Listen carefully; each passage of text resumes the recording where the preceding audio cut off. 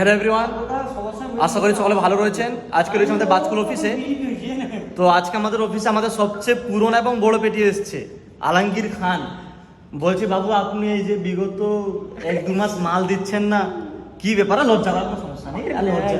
আপনি মাল দিচ্ছেন না কেন বলুন? বলছি অনেক ফ্যান্সি পার্টি আছে, আপনাকে মাল দেওয়ার জন্য ফোন করছে, তুমি যাচ্ছ না। আমাকে সব বলছে যে আলমগীর মাল কিন্তু আসছে না, কি ব্যাপার? তুমি মালটা কেনো একটু দেখো, মিস্ত্রিগুলো এতগুলো মিস্ত্রি আছে, কাজ দিতে হবে। এই যে জামাইবাবু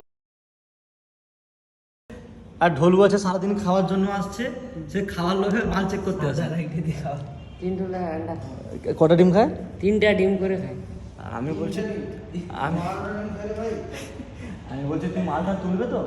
না ভাই, কি বলছো? আলমগীর মালটা তুলছে না, ওর সমস্যা কি? তোমাকে বলেছে কিছু? অনেক মিস করছি আমি। আলমগীর মালটা নিয়ে আসছে না অফিসে, এত বড় কোম্পানি চলবে কি করে? কাঁটায় গড়ায় সবসময় বসে থাকে, তাকে অনেক মিস করছি আমি। ওই আলমগীর খান তো? হ্যাঁ। কাঁটার গলায় বসে থাকো তুমি মাল দিয়ে সারাদিন। এই যে সামনে বকরিদ আছে, বকরিদ উপলক্ষে আমরা ব্লাড ক্যাম্পটা করব। ইনশাআল্লাহ চেষ্টা করব তাড়াতাড়ি। সহযোগিতা একান্ত কাম্য আশা করছি। এই রাহুল এসছে মাল নিয়ে। রাহুল, কি অবস্থা আজকে? কে রাহুল? কত দূর চলছে মাল প্যাকের অবস্থা? হিমালয় করব। আর একটু বাকি আছে। আরেকটু বাকি আছে, হয়ে যাবে? 1-1.5টার মধ্যে। বাস 1-1.5টার মধ্যে হয়ে যাবে তো? কাজটা কমপ্লিট করো। তোমাদের গ্রুপে এবার থেকে আমাদের নতুন পেটি আসছে আলমগীর খান, ঠিক আছে? আলমগীর মাল নিয়ে আমরা দেখা করছি। বাই।